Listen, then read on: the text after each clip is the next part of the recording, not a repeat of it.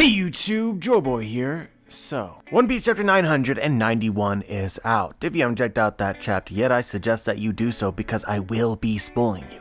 But now that you have, let's begin. So yeah guys, let's talk about 991 and let's start where I'm most interested. So part of me understands why Zoro, Frankie, and Jinbei said what they said about X-Drake. X-Drake, they don't know him. He was an ally of Kaido, and all of a sudden for reasons they don't know or understand, he won't explain, all of a sudden he wants to team up. Realistically, why would you trust him? You wouldn't. He's not trustworthy. Trust is something earned, not handed out like candy, unless you want to get burned. And even then they shouldn't respect him either, because even as an enemy, you still expect loyalty. As Jinbei said, there's such a thing as honor in the pirate world. And so let's be even more frank here, there's definitely some dramatic irony here. We know a lot of things that these Straw Hats do not know themselves, such as the important fact that X-Drake is still a Marine. It's kind of important. Imagine a situation where these Straw Hats befriend X-Drake, he becomes part of the clique, and then hands them to the Marines or sets them up, something like that.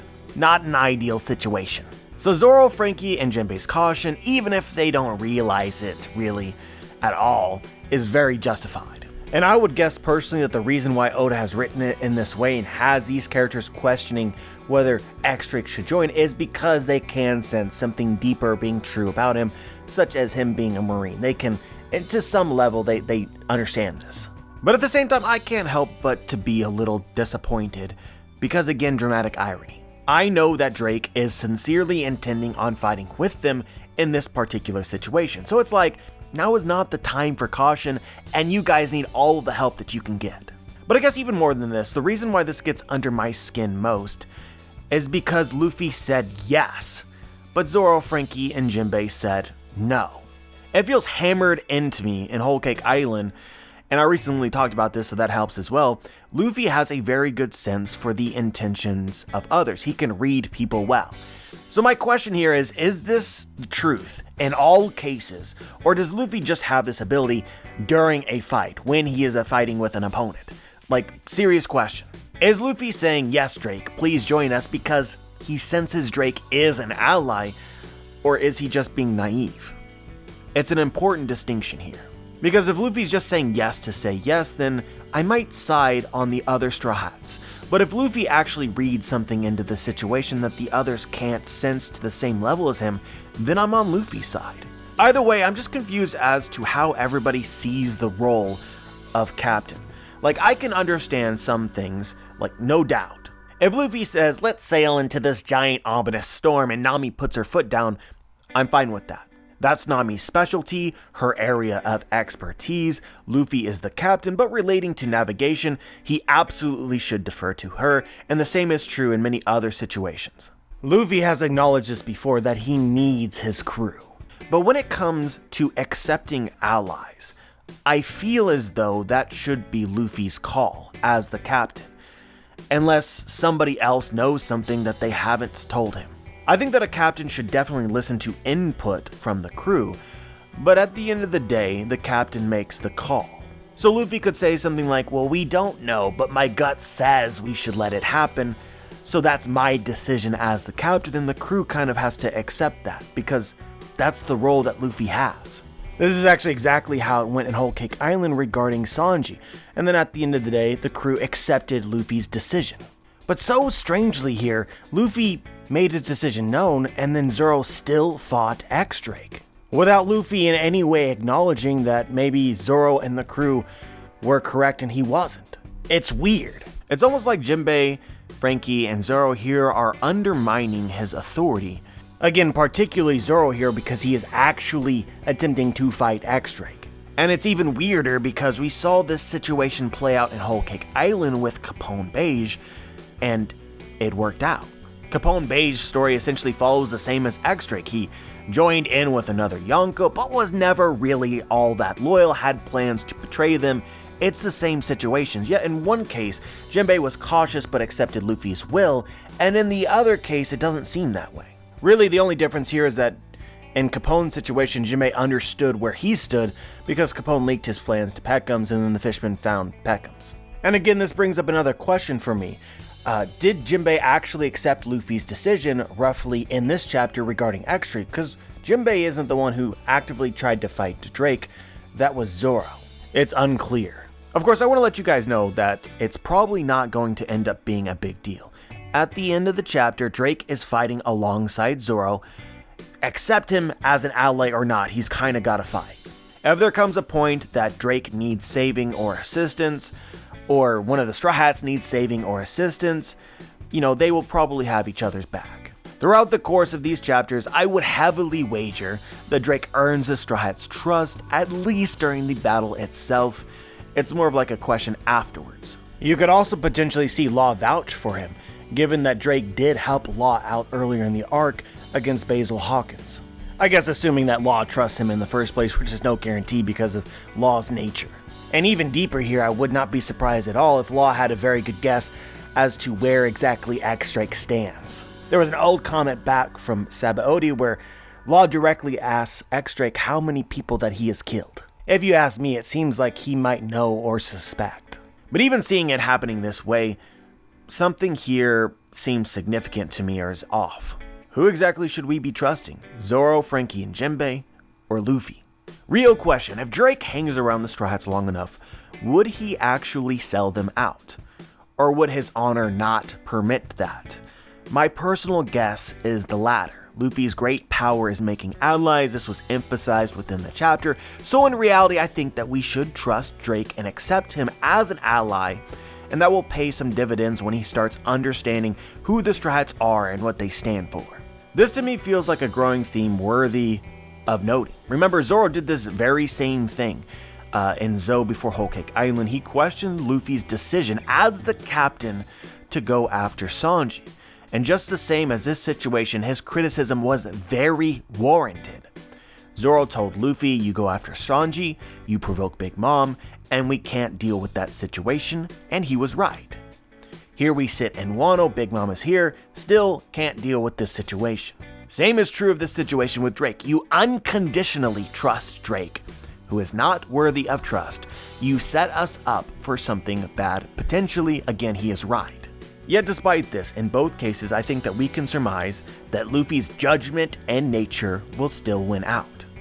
Big Mom or her crew will end up helping in some way, and they have the opportunity to convince Drake that they are in fact good pirates. I think that this will be even easier because of Drake's experience and conversation with Kobe. Kobe is clearly a big fan, and Drake is soon going to understand why. So in both cases, Zoro is logical, pragmatic, and likely wrong to go against his captain's decision. What makes the most sense, what is the smartest move, is in fact the wrong move. And ultimately, I think that Zoro, in this case, should put his faith in Luffy. But he chose not to do that. Instead, it isn't Luffy that needs to be convinced, Zoro needs to be convinced. Which honestly is somewhat similar to earlier in the story regarding Usopp.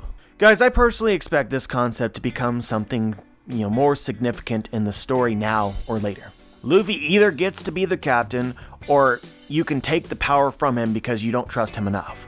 Luffy is a captain in name only if others make these important decisions for him, and essentially override what it is that he decides. Anyway guys, if you've been following the channel for long enough, you know why I'm so interested in this discussion, because I feel like there is a lot of potential setup for Zoro and a Luffy confrontation about the role of the captain. It feels like we're going there. Even before all of this, we've gotten several chapters in a row in which Zoro seems obsessed with getting to Kaido, even though we presume that that's Luffy's fight. In every arc prior to this, Zoro understands that Luffy gets his fight. But in this case, Zoro seems prepared for the inevitability that Luffy won't be able to handle his opponent. It's a little bit of lack of faith. Well-reasoned or not, it doesn't seem normal. It's foundational to the Straw Hat crew to believe in the other members, and that includes Luffy. Luffy has marked Kaido. The Straw Hats are only supposed to offer assistance if Luffy asks for it. So imagine this situation, guys. Luffy goes up to confront Kaido, and then behind him appears Eustace Kid, and then Trafalgar Law. That situation, it makes sense because they are rivals. They all want the glory. Zoro including himself in the same situation, without Luffy asking for his presence, is different. They're not supposed to be competing against each other, they're not rivals. But yeah, guys, this was the most interesting thing from the chapter for me from a discussion standpoint. But we all know what we loved most about the chapter. Sulong, Nekomamushi, and Inuarashi. Let's get some truth speak out of the way, alright? I've always liked Neko's design more than Inu's, and for me, it was not a question of who I liked more at all. It was not particularly close. However, their Sulong versions for me, Inuarashi just ranked up. Holy shit. I'm not surprised at all that Nekomamushi and Inuarashi laid waste to Jack and Sulong. I mean, honestly, they were essentially equal to Jack in their base form, so Sulong plus both of them fighting at the same time rather than one after another, it shouldn't have been close, and it wasn't. I just thought that Kaido's language about it was interesting. He basically told Jack to heal up and come back, all but confirming for me that Jack is going to have another opponent in this arc, and also essentially confirming that the Scabbards are likely going to fail and end up defeated by Kaido. Essentially, this is round 1, and round 1 is going to finish with Kaido's victory. Again, guys, I just can't help but thinking the closer we get to chapter 1000 and the end of Act 3, which is supposed to have some sort of great tragedy. I mean, we've already started the battle. Act 4 in a Kabuki play is supposed to be the battle. We're already in the battle. Act 3 ends with some drama and a death of an ally or a scabbard. That makes a lot of sense to me.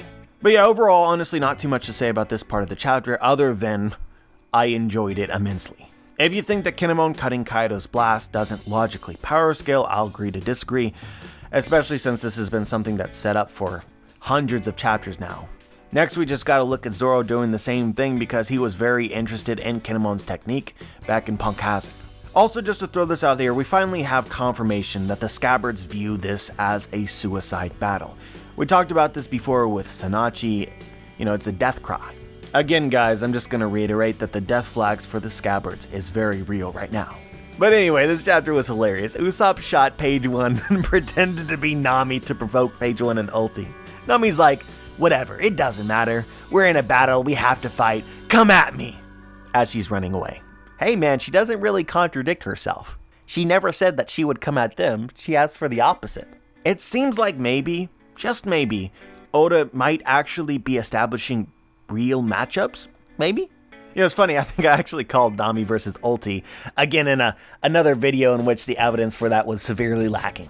But I definitely did not call Page 1 versus Usopp, or however the tag team in this situation works out. If this is in fact an actual matchup that will result in a winner and a loser. I think that a lot of people, including myself, thought that Usopp might fight the numbers, because there was a very cool foreshadowing for that from an Usopp lie. But I just want to remind you guys, and I brought this up whenever I originally speculated this, Usopp's lies become truth. That is a thing that is very real, but usually that truth is only part truth. As just an example, he said that he defeated a giant island pooping goldfish, and that was absolutely foreshadowing because we met a giant island pooping goldfish. But Usopp did not actually defeat this enemy himself.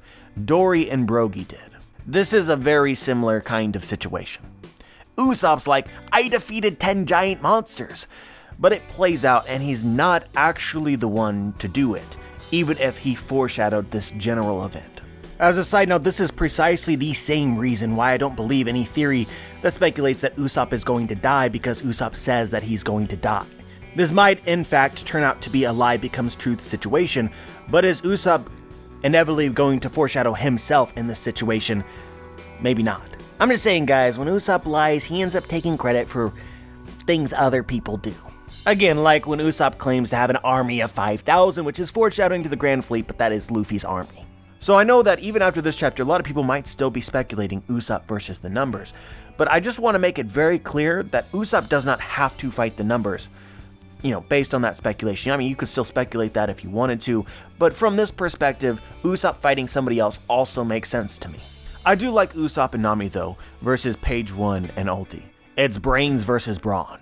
I think that it's also great setup for the entire Straw Hat crew to gain notoriety and strength. I mean, again, I made a matchup video for Wano against the Straw Hats against many members of the Flying Six, and I got a lot of comments essentially saying some of the weaker Straw Hats aren't strong enough to take on members of the Flying Six. They're not ready for that, nor will they ever be that strong. And so I just want to remind you guys, as I said in that video, By story's end, I think that the Straw Hat crew each get a 1-versus-1 fight against a member of the Blackbeard Pirates. Blackbeard Pirates comprise all of them are all notorious pirates, essentially. Certainly strong enough to be considered strong New World captains, such as the Flying Six. I actually expect Blackbeard's crew, all of them, to essentially be stronger than the members of the Flying Six, at least in their own way. So again, by story's end, it's definitely possible that every member of Luffy's crew might be considered Yonko Commander level or stronger. I'm not saying that Usopp will actually be as strong as a Yonko Commander. In no universe is he ever defeating Jack, but he might be considered that strong, and ultimately compile feats and gain notoriety such to hold that sort of reputation. Either way, guys, I think that each Straw Hat could be considered as strong as a strong New World captain by the end of the story, which means they all need to equal or surpass a member of the Flying Six.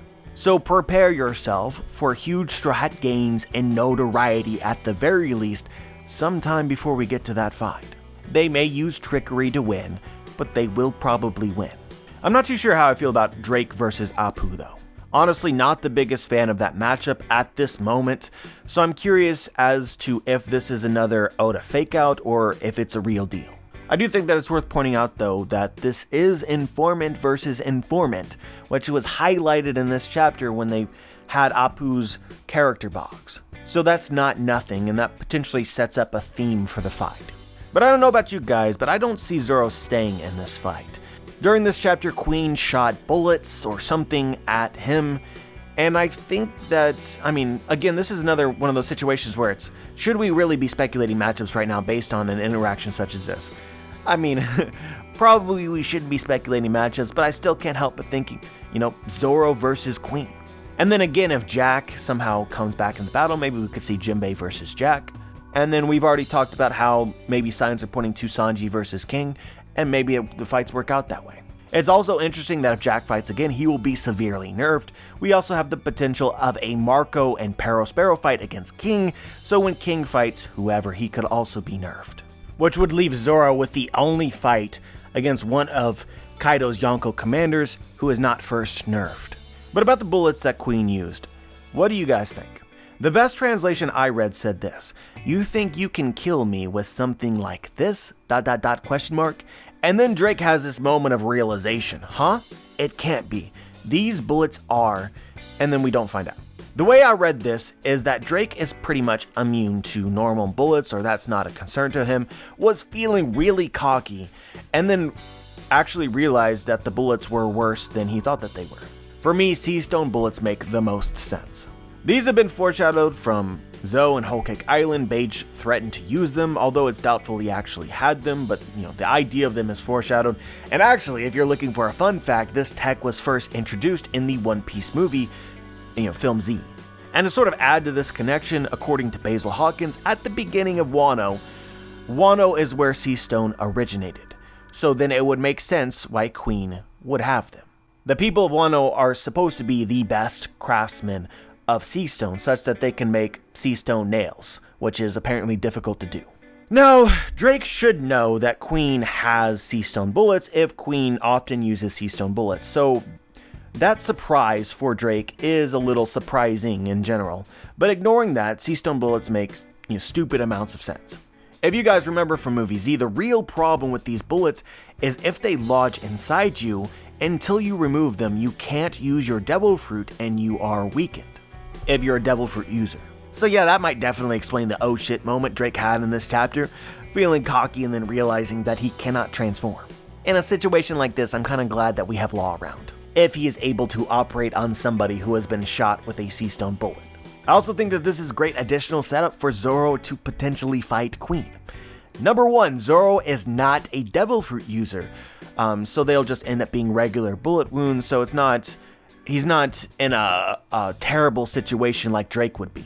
But the number two reason, and this one is the most important reason, Sea Stone is notoriously hard, and it's supposedly as hard as a diamond. Things that just make sense. Zoro cutting diamond.